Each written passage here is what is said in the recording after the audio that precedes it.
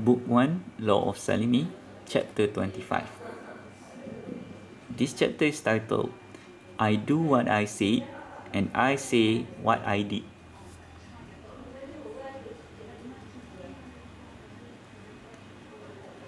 Let me begin this topic by stating a disclaimer on the fact that I do not like to engage in any kind of fight with anyone whenever it is possible to be avoided.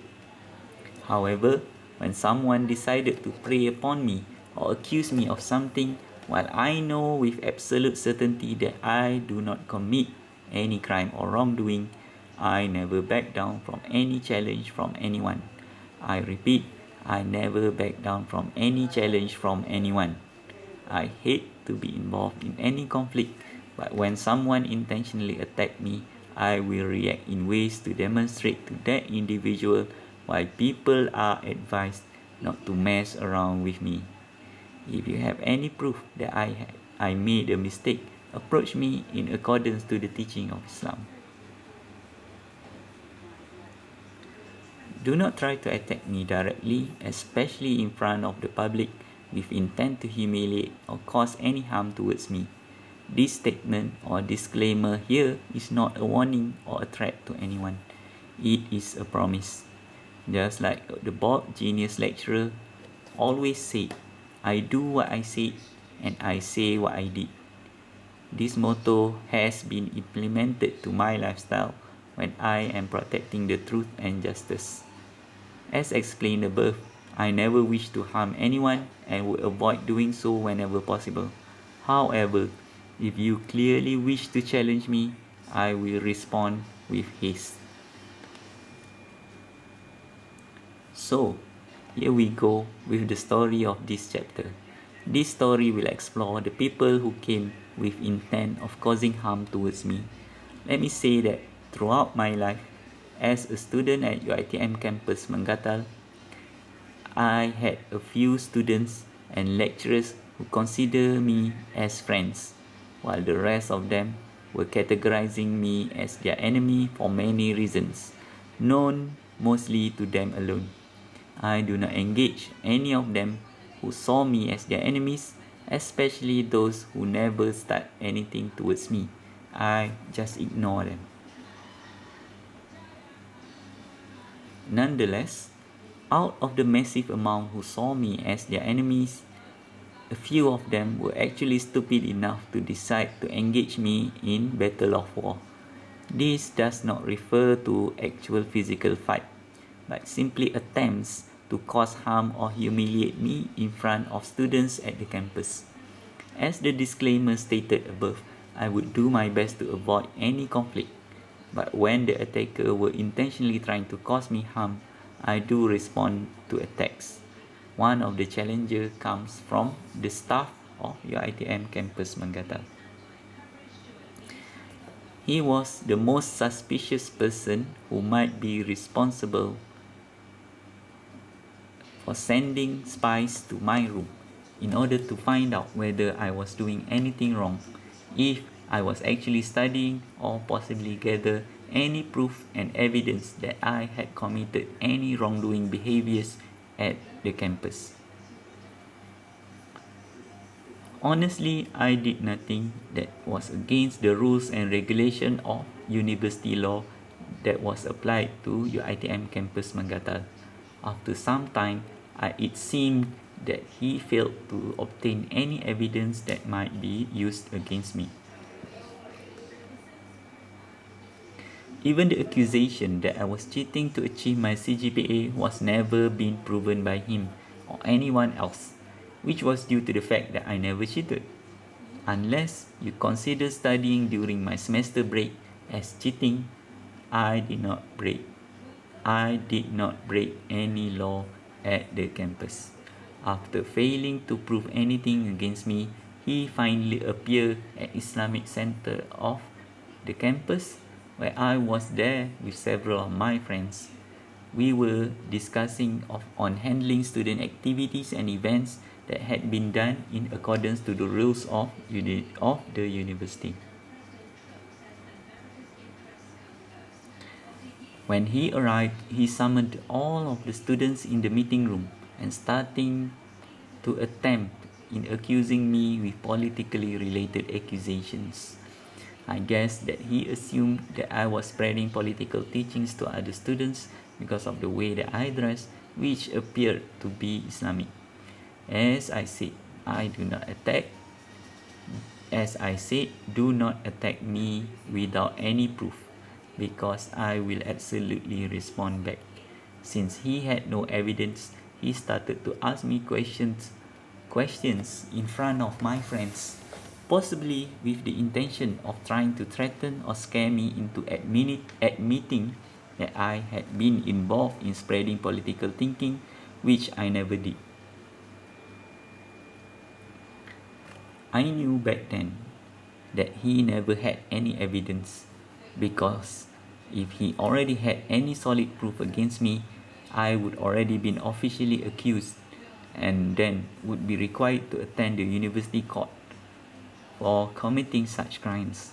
With that knowledge, I knew that he was being there trying to scare me or humiliate me in front of my friends. Hence, he began asking his questions to me. Did I ever talk to other students? Which I knew he meant if I ever spread political teachings to other students, even if it was not mentioned in that question.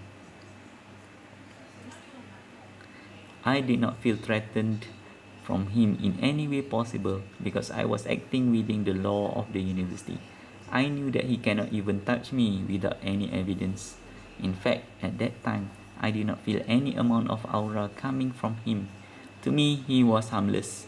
So, I decided to reciprocate as if I did not know what he meant or what he was trying to conceal from revealing his intentions towards me.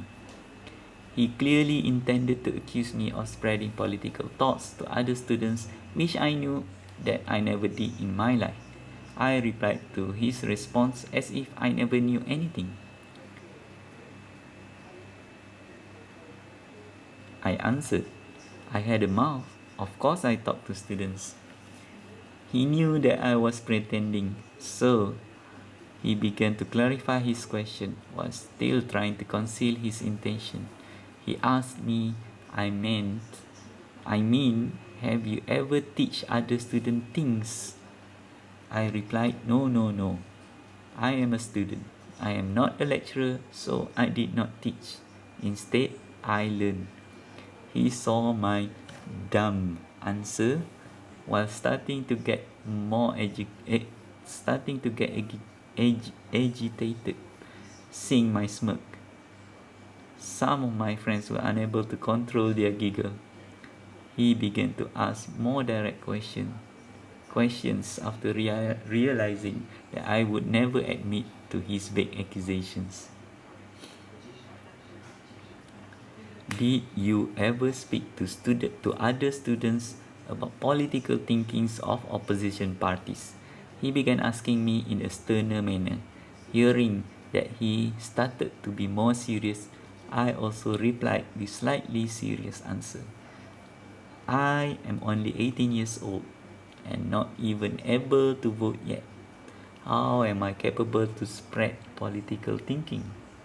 I did not know if he realized that I had intentionally dodged from answering his question, but I did reply to his question, indicating that I had no relation to any political parties in any level for whatsoever reason. After hearing my reply, he was beginning to ask more questions because I did not give him any proof to support his accusations against me. Suddenly, the room began to open and the campus dean appeared, which stopped his attempt to solicit more questions from me. I realized that the campus dean was an individual whom I do not wish to play around with because he had a very serious aura oozing from him. I can sense his threat when he began to get serious. To some extent, his aura can become very scary and I do not wish to have any conflict with him.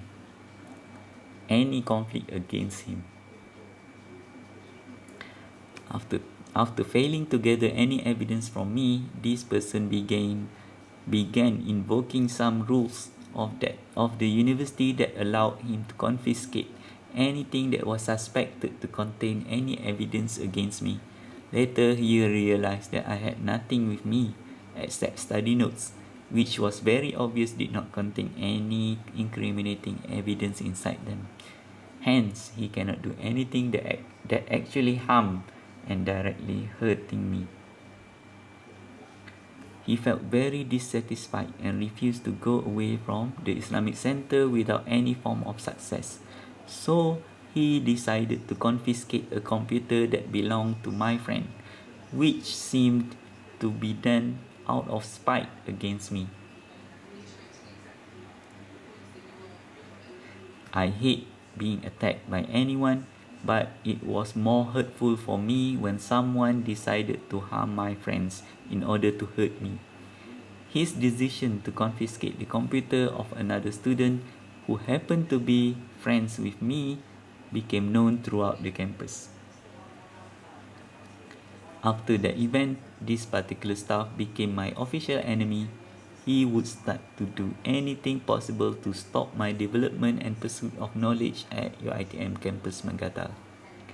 Whenever my name appeared in any effort to conduct students' activities, would simply be rejected for any lame excuse from him. These are the pictures of people who spend a lot of time with me during our study time. This is just a simple afternoon where we play football together. So let's continue. Essentially, he tried his best to cause harm towards me in any way possible. In order to protect my friends from suffering future attacks from this person, I decided to remove myself away from my affiliation with Islamic Center of UiTM campus Mangatal. Instead, I prefer to work behind the scene while not involving directly with any student activities, because I knew that he would prevent anything that had my name near it. Nonetheless, there were events that he wished to remove me from, but other lecturers and committee members decided that his excuse was unacceptable. In fact, everyone in the campus knew about the event of computer confiscation which ended up with no incriminating evidence except causing hardship to the students who was unable to use the computer for his study. My official announcements of war against this staff of UiTM were very well known among students and lecturers at UiTM campus Mangatal. Many academic and non-academic staff of UiTM felt that I was being accused without proof or simply based on the way that I dressed and the clothes that I wore as a student. Even though it did not violate any university rules at the campus, he simply assumes that I was spreading political teachings among students at UiTM campus Mangatal. The act of attacking me without any evidence had caused many lecturers to support my case. In the end, I was never required to enter the court of university since no official accusation has been made toward me.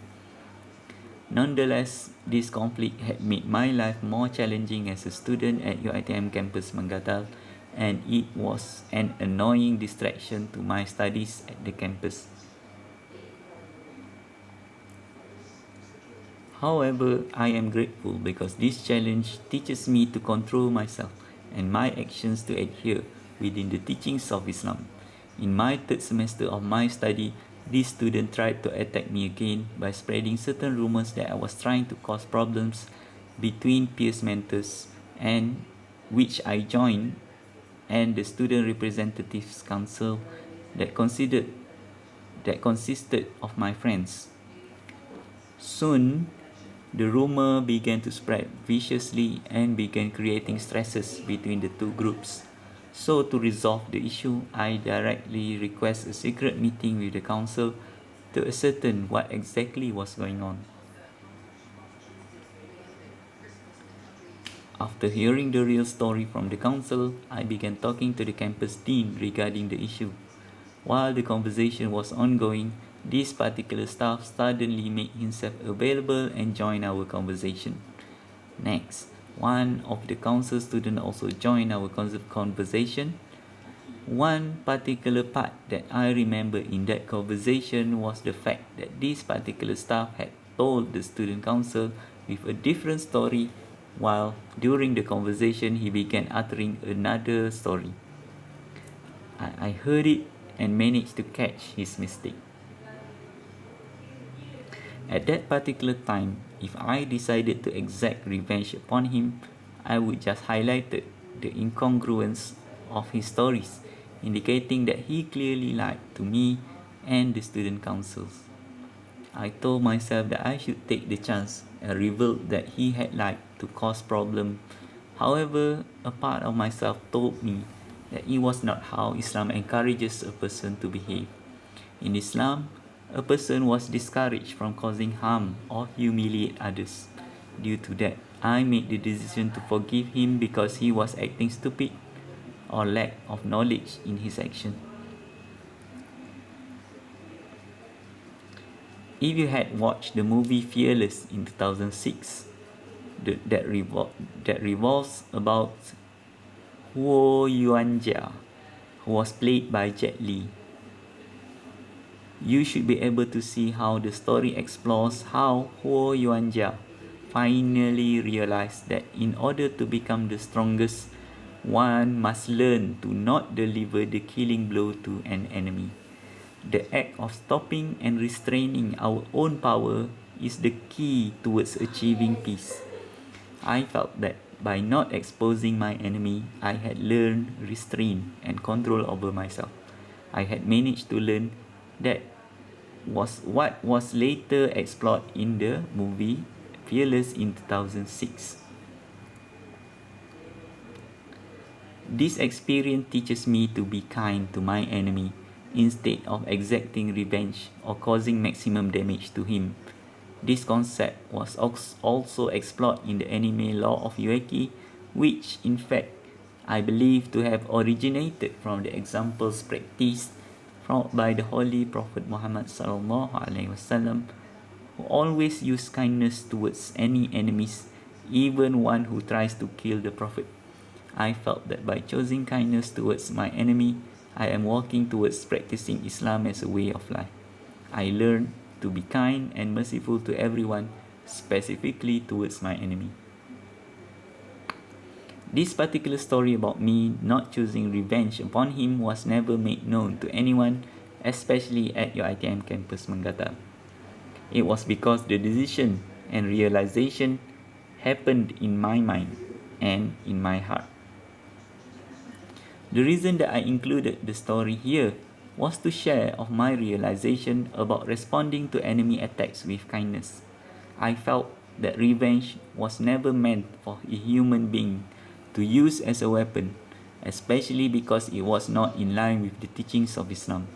A true Muslim do not hold grudges and pray that Allah the Almighty would shower His blessings to all mankind, including against his or her enemy.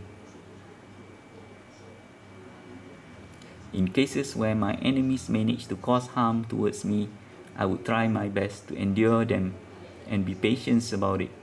I would strive to adhere to the teachings of Islam, which means to be forgiving and be patient in life. Removing the concept of practice of revenge from one's life would free the person to live a peaceful life. I began to realize that releasing myself from any form of grudges and revenge, which includes students who bullied me during primary and secondary school, allowed me to discover a peaceful living. I would recommend you, the reader, to also free yourself from the desire to seek revenge. Forgive any mistakes done towards you and choose a peaceful living or lifestyle.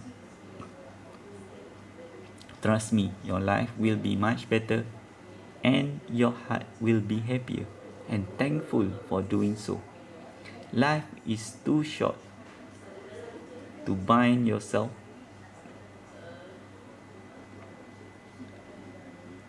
Life is too short to bind yourself with revenge, so free yourself.